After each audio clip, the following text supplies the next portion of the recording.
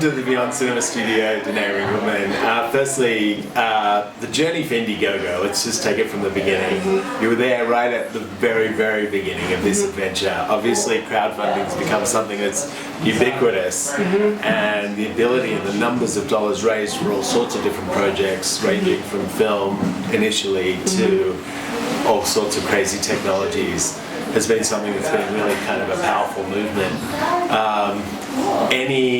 Any foresight at the time that Indiegogo started that you were going to be spearheading this juggernaut? You know, it's interesting, when we started Indiegogo, the word crowdfunding didn't exist. Yeah. We were just three crazy entrepreneurs that thought the internet would be an amazing place to help people go after their dreams and raise money. Also because the existing institutions of finance, whether it's studio system in Hollywood or the banks and small business or the venture capital industry with tech startups, all the energy and the money was concentrated in just a few decision makers, and it's impossible for all these folks to have, you know, perfect visibility into the future of what all, you know, people want to see, what ideas they want to bring to life. So we just wanted to make a way, create a system using the best that the internet has to offer to basically break down all those barriers and give everyone a shot to bring their idea to life, whether they're a filmmaker in Hollywood or, you know, a rising filmmaker and now entrepreneurs and much more. Yeah. But today it's amazing to watch. I do remember at the time, you know, in the early days when we all wore a million hats. One of the hats I wore was CFO, which is always a fun hat to wear. And I just remember building out the numbers and the model for the company, and to really have the impact that we wanted to have, which is literally change the way ideas are brought to life all across the world. There was a lot of zeros in terms of dollars raised that we had to get to, and I do remember being a little bit daunted by that, but that's the beauty of having great partners, and we just took one step at a time and proved one film after the next project that, you know, audiences are out there. It's just a matter of connecting them and giving people the power to make ideas happen and giving them the ability to fund those ideas so that those ideas do happen. Yeah. Was there a tipping point? Was there one project where you're like, that gets the credit for you in your head for saying, okay, this is now transition, this is now something. This is something X. big. Well, it's funny because all along the way, every project got a little bigger, got a little bit more mature, got a little bit more sophisticated, and every single project I was like, oh my god, this is it. And then another project would come along. I do remember there was a story of a man by the name of,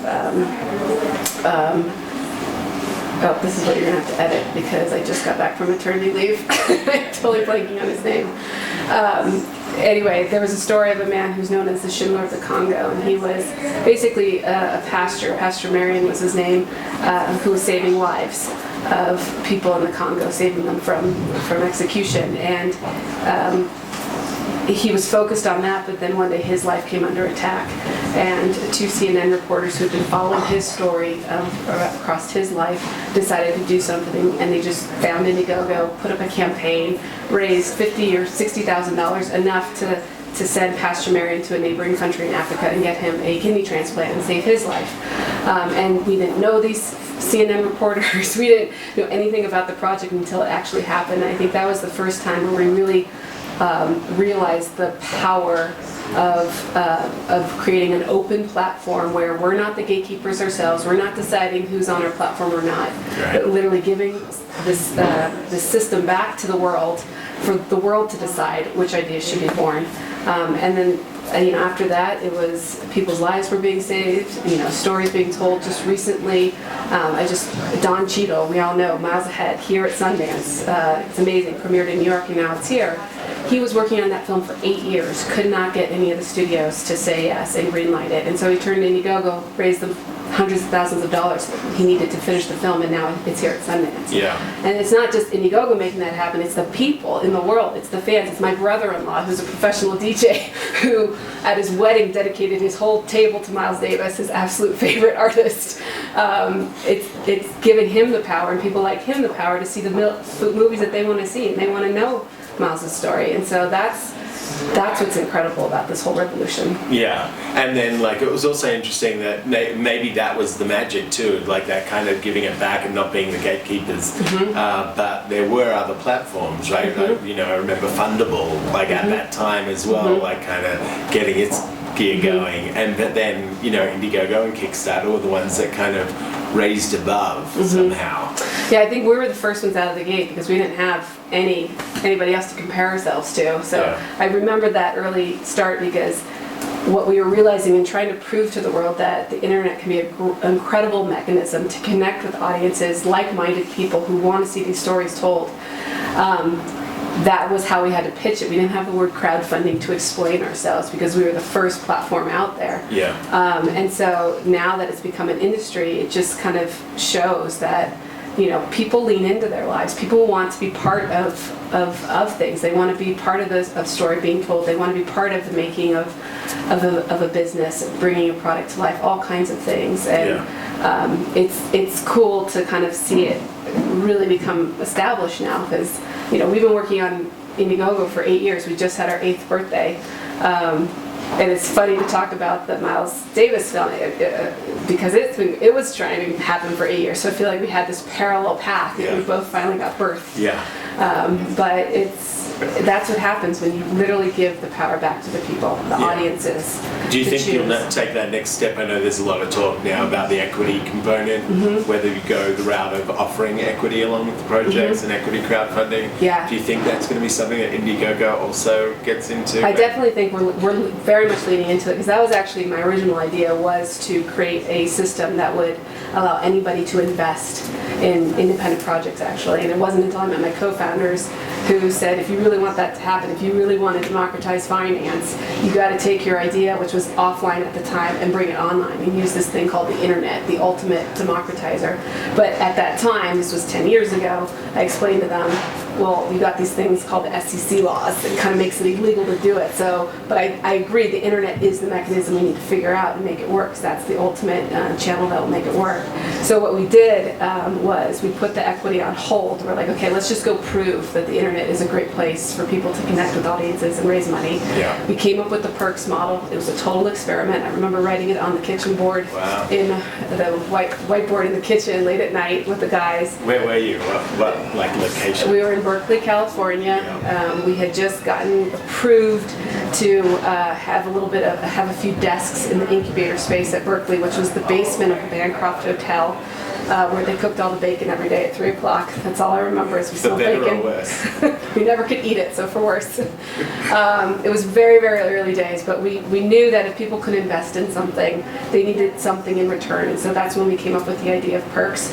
And now that we have an industry and a lot of other platforms that follow, that has remained a pillar of crowdfunding, giving people something in return. And with that, though, we've actually proven that the internet's a great mechanism to connect with people and raise money. And now we worked with Congress folks, and I'm supposed to say congressmen and congresswomen. I call them Congress people. Congress peeps.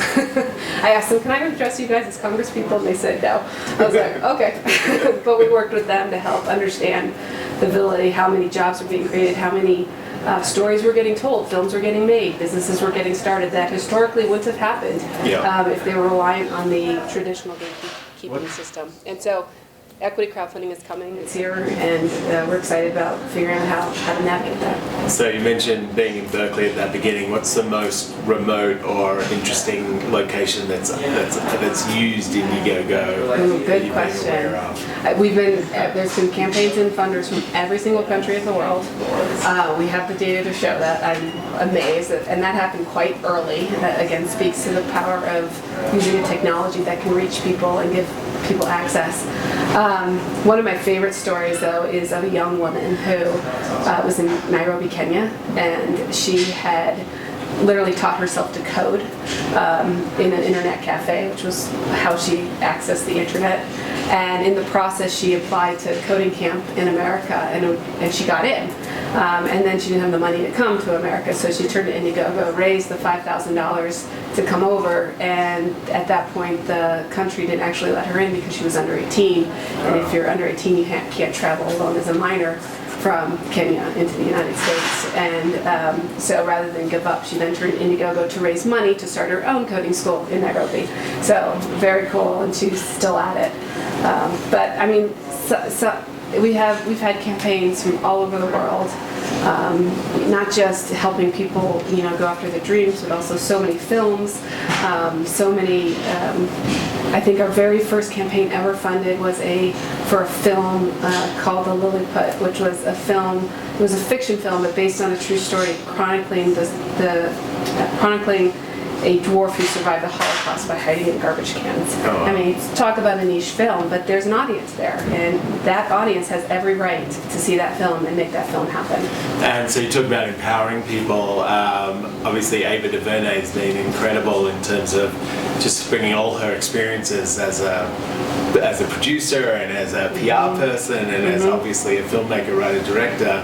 And John Legend was here yesterday, and obviously Selma for Ava kind of broke another kind of systemic,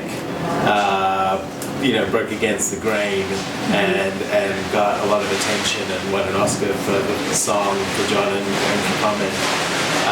But now working with her, what does that mean? Like in terms of, there's like boycotts, being talked about at the Oscars because of the lack of diversity and the Academy itself identifying that it's a problem and wanting to double its minority and female membership by 2020. So what is this association with Ava about, and what do you hope to achieve with it? Yeah, so working with Ava is going to be amazing because we share a mutual mission, and that is to empower all voices, all filmmakers across the world to bring their ideas to the screen. We've done that by systematically changing the financing system so that the ideas that are born are the ones that the audiences want to see, not the ones per se that an individual studio had green-lighted. Which it's not to say that anybody at the studios are trying to do a bad job, it's just they're one person, and if their job is to guess what the world wants, ultimately they're going to make a few wrong guesses, rather than work with people like us, Indiegogo, our platform, where literally we don't have to say we think that idea is going to fly or we don't. We let the market prove itself. Do people fund this film or not? And so because of that, we've completely changed the system, how ideas are greenlighted, put the power back in the hands of the people, and as a result, we have a dozen films here in Park City just this year, and half of them are by filmmakers of color or women filmmakers. And that wasn't us trying to do quotas or anything. That's us just democratizing the playing field, making it open for anybody to get their film off the ground. And when you do that, then talent rises to the top, and talent is showcased in a very fair and democratic way. So I'm not surprised that 50% of the filmmakers that are here with Indiegogo this year are women or filmmakers of color. Yeah, no, that's amazing. And then, and so for you personally, on a final note, how many projects, if you're allowed to invest in projects on Indiegogo? I fund them all the time. I don't even know at this point. Do you know how many you've funded? I don't know at this point. So I'm always curious, is like who kind of has the record? Is there someone like on a board who's like the golden Indiegogo funder? It's probably my co-founder, Slava. He's more of an Indiegogo junkie than me. And it's what I love about it is I feel like what you fund on Indiegogo is a better reflection of what you care about in this world and what you're about as a human being. It's better than even Facebook in showcasing what you stand for, because anybody can say what they like, but where you put your money, what things you back, that shows who you are and what you stand for. And I just looked at the last couple of campaigns that I funded.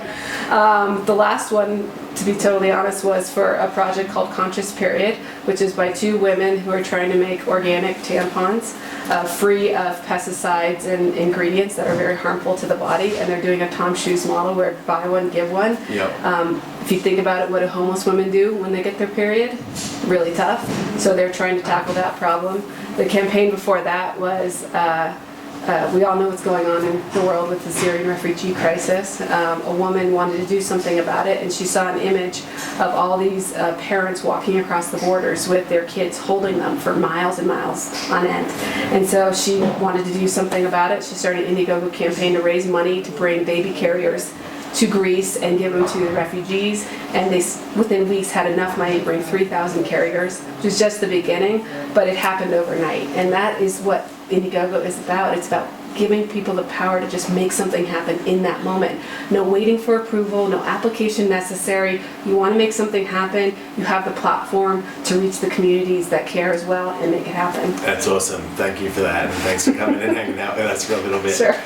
Clearly I'm passionate about women issue stuff. Yeah, no, that's great. But that's, I just had a baby, and Yeah. these are the That's issues. the things they help us top of focus mind. on the things that are most important when we have these big life moments. So, for sure. And Indiegogo gives me a way to like put my money where my mouth is. I know. I think I just got some baby thing, like a car seat, a portable car seat thing called the My Fold.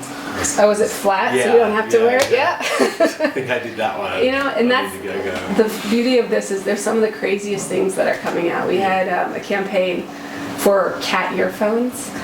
2 young entrepreneurs, 2 women out of Berkeley, also randomly, just thought, wouldn't it be cool to have cat ears as headphones, where you can listen to music on yourself, or you can press the button and then play music out at a dance party. Brilliant, crazy, right? Well, it was an idea. They came to Indiegogo. They raised over $3 million. We helped them get into Brookstone, and they're selling.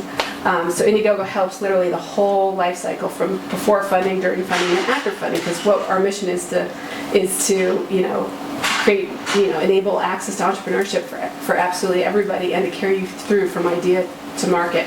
We actually turned to our own investors and asked them, would you have invested in these cat ears?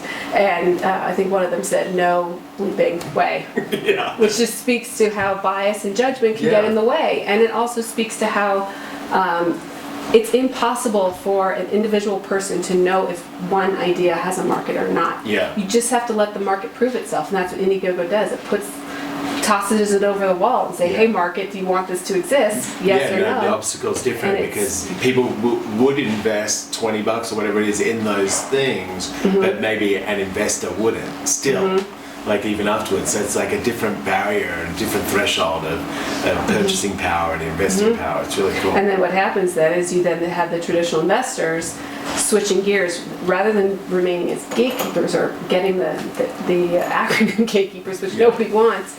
They can now turn into enablers and amplifiers. And what we're starting to see is studios coming to us saying, what are the hot films? What are the films that people want to see? How can we get involved? Very cool. Same thing in the entrepreneurship landscape.